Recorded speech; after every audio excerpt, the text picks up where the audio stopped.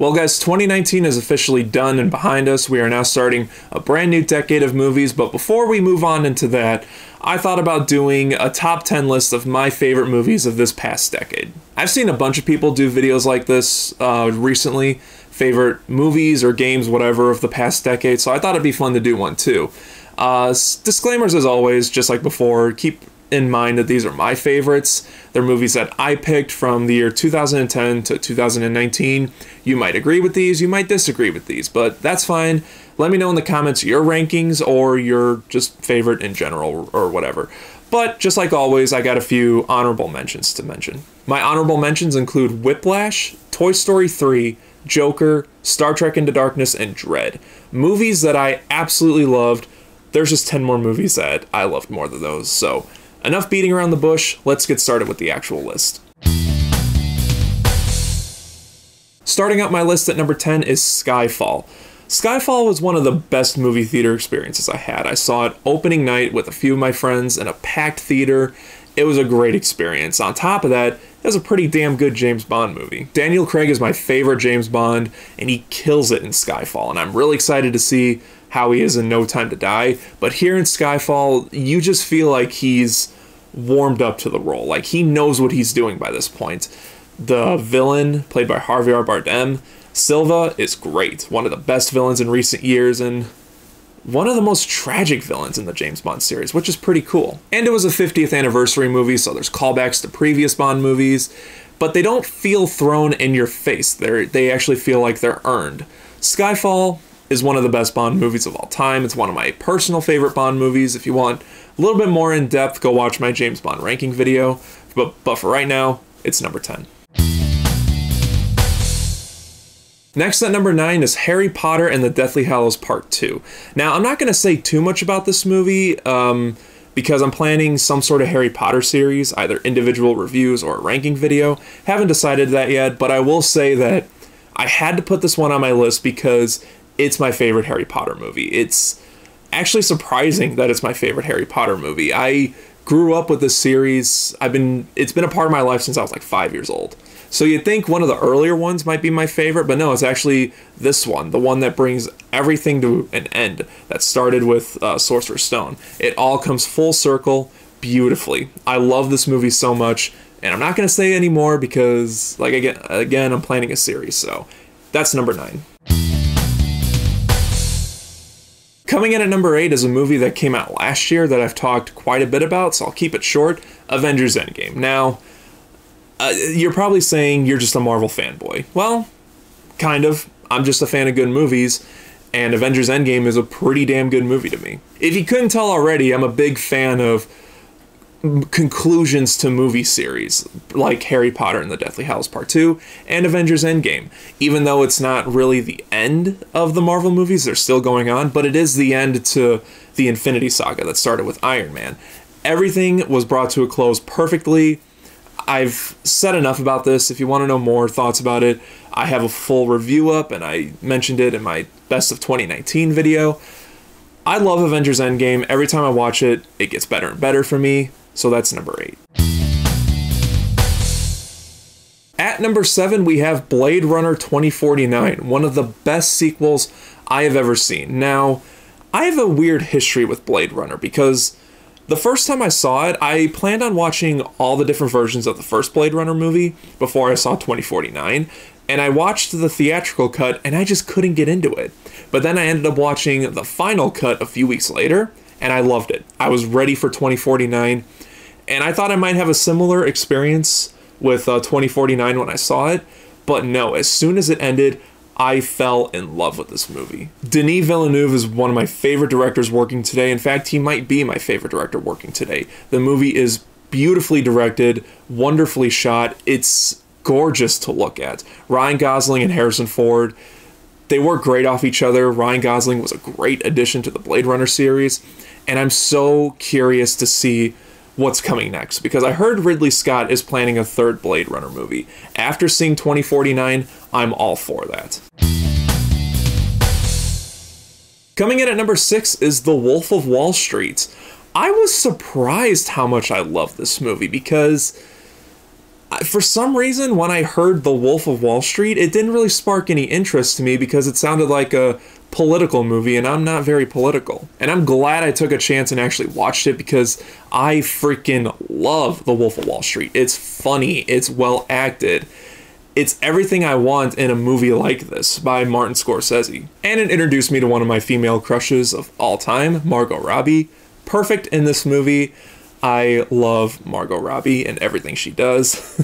And I love Leonardo DiCaprio, so everything was set up perfectly for me to watch this movie. I watched it. It did not disappoint. I had to put it on this list. At number 5 is Mission Impossible Fallout, my favorite Mission Impossible movie. I don't have a single flaw with this movie. To me, this is as perfect of an action movie as you can get.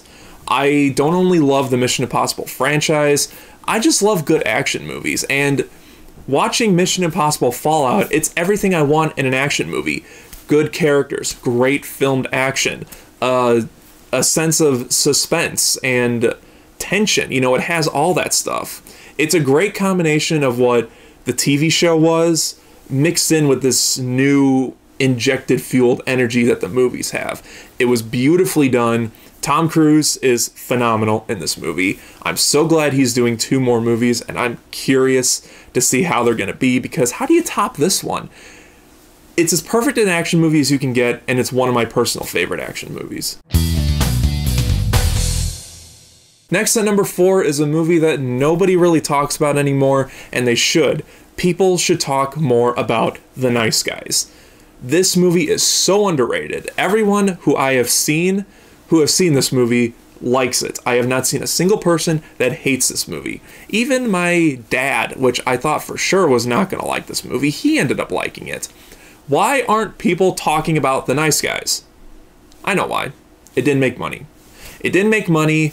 Not a lot of people saw it. They had sequels planned out, and now sequels are up in the air because the movie didn't make the money that it should have made, and it really should have, because wow, is this movie great. After seeing all the big blockbuster movies that we get, which don't get me wrong, I enjoy, it's nice to see a movie like this with great actors and great talent involved that's just smaller scale and just tries to make a movie. You know, not trying to make anything big or spectacular, it just wants to make a movie, and it did it wonderfully well. If you have not seen The Nice Guys, go watch it now. It's worth your time. Next at number 3, we have my favorite Rian Johnson movie, Looper. I was surprised as hell when I saw Looper because I had no idea what it was about. I didn't look up what the movie was about in like IMDb or Rotten Tomatoes. I didn't even read the back of the Blu-ray cover. I was just told just to watch it. It's got Bruce Willis and Joseph Gordon-Levitt, and that's all I knew about it. And I watched it. I immediately got hooked with everything that was happening, and this is the movie that made me a fan of Rian Johnson. I'm not going to tell you guys what it's about just in case you haven't seen it. All I'm going to say is watch Looper. It's one of my personal favorites of all time, and I had to put it on this list. You know, I've only seen it a handful of times, but every time I mention Looper or I think of Looper, I'm like, I want to go watch it right now because it's that good of a movie. At number 2, my runner-up for this list is Mad Max Fury Road. Remember when I said I loved action movies? I freaking love Mad Max Fury Road. This is the action movie of the decade, and I am proclaiming that right now. It is testosterone fueled. It is beautiful to look at. The characters are great. It's dirty, it's muddy, it's gruesome. I love it. It's everything you would want in an action movie without being in your face about it. That's another thing about it. Because you hear about these over-the-top action movies, and a lot of times they just throw it in your face and just force you to accept it, whereas Mad Max Fury Road just kind of takes you along for the ride to show you what it offers.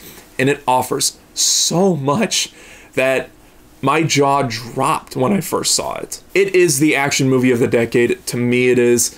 I'm so happy that George Miller's finally moving on with more Mad Max movies. And until then, we've got this beautiful masterpiece of a movie to look back on. And finally, we're at number 1. Now, I had a really hard time picking a number 1 because the decade had so many great movies that were destined to become classics.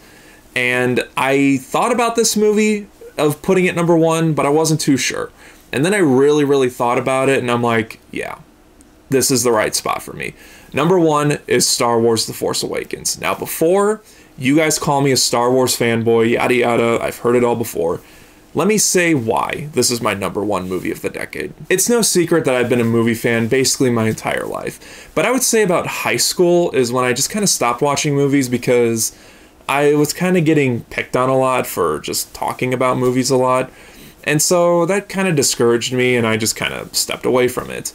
Well, it wasn't until I'd say 2014-ish when I met some more people that are into Star Wars just as much as I am that I started to get excited for The Force Awakens a lot more, and I started to watch movies a little bit more. But then when I saw The Force Awakens, opening night with a group of my friends, a packed theater, it was the movie theater experience that I'm never going to forget. And ever since then, I've been going to the movies more. Honestly, The Force Awakens is why I have a YouTube channel. Because after I saw the movie, I was noticing people were posting videos on YouTube, and I'm like, you can do that? And then sure enough, there's just people just like me turning on a camera and uploading it to YouTube.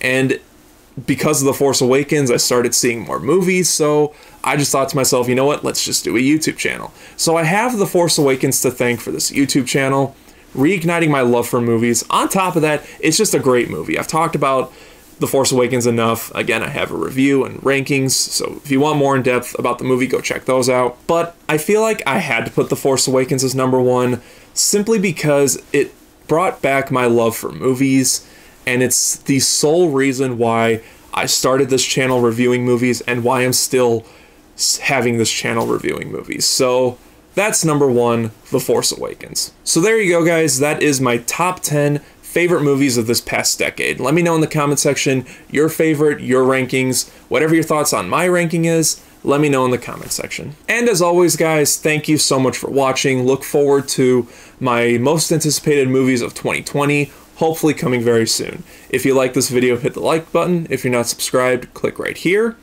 And I will see you guys next time.